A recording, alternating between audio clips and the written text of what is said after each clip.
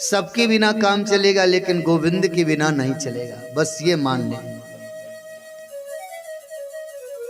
सब छूट जाता है, सब छूटता है, यहीं मिला है यहीं छूट जाएगा। कोई भी वस्तु हम साथ में लेके आए हैं क्या? जब जन्म हुआ था तब हमारे साथ में क्या था? कुछ था? कुछ भी नहीं था, केवल अकेला हमारा ये शरीर था। और ये शरीर था, इसका नाम भी नहीं था। शरीर का नाम भी इन संसार के लोगों ने अपने अनुसार रखा है, अपनी पहचान बनाने के लिए कि हम इस व्यक्ति को किस नाम से पहचाने, तो उन्होंने नाम रख दिया अपने अनुसार। जब हमारा जन्म हुआ तब कोई नाम था क्या? कोई ना नाम था, न कोई पहचान थी, ना हमारे पास कोई वस्तु थी। यहीं से जो कुछ भी मिला सब यहीं से मिला है और यहीं छूटने वाला है। अब यहाँ की वस्तु में इतने आसक्त हो जाएं कि ये हमारा है, इसके बिना हमारा काम चलेगा नहीं, यही अज्ञानता है। और इसी अज्ञानता के कारण हम रो रहे हैं।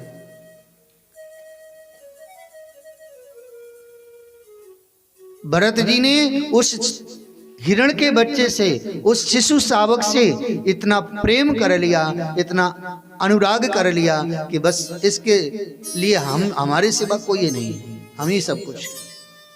और उसी का चिंतन करते हुए, उसी का स्मरण करते हुए भरत जी ने प्राण का त्याग किया।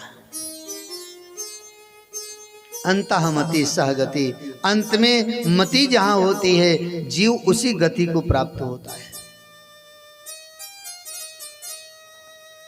हमारा अंतिम समय अगर मन संसार के किसी व्यक्ति विशेष में या किसी वस्तु में या किसी स्थान में हमारा मन लगा हुआ है तो फिर हमें उसके लिए पुनः जन्म धारण करके आना पड़ेगा।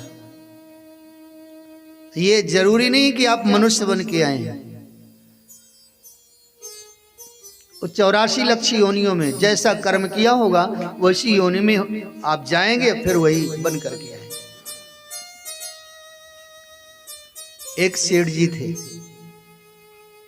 सेठ जी की धन संपदा के प्रति बड़ी आसक्ति थी, बड़ी दुकान थी उनकी, सारी सामग्री उसमें रखी रहती थी। अब सेठ जी बेचारे बड़े आसक्त थे उस दुकान से, उस अपने व्यवसाय में इतने आसक्त थे। उसी का चिंतन करते करते जब शरीर का त्याग किए तो कर्म ऐसा किया होगा कि पशु योनि में गए। पशु योनि में एक बकरे के रूप में उनका जन्म हुआ, बकरा बन गए। बकरा बने तो भगवत इच्छा से वही अपने दुकान के आसपास घूमते रहते थे। मेरी दुकान है, मन में तो यही था, मेरी दुकान है, ये स्मरण था उन्हें।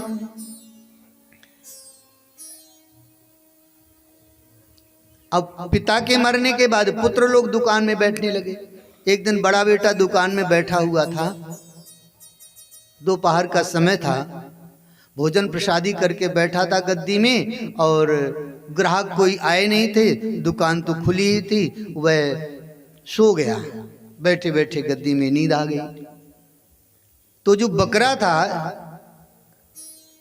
जो उसने मान लिया था कि मेरी दुकान है, आई उस सेठ जी ही तो बकरा बने थे, तो वो सोच रहे थे मेरी दुकान है। चने का बोरा खुला हुआ रखा था, वो सोचा चलो कुछ खा लेते हैं, मेरी ही तो दुकान है। और वो जाकर के चने के बोरे में से चना खाने लगा तो कुट कुटुर कुटुर की आवाज उसके कानों में पड़ी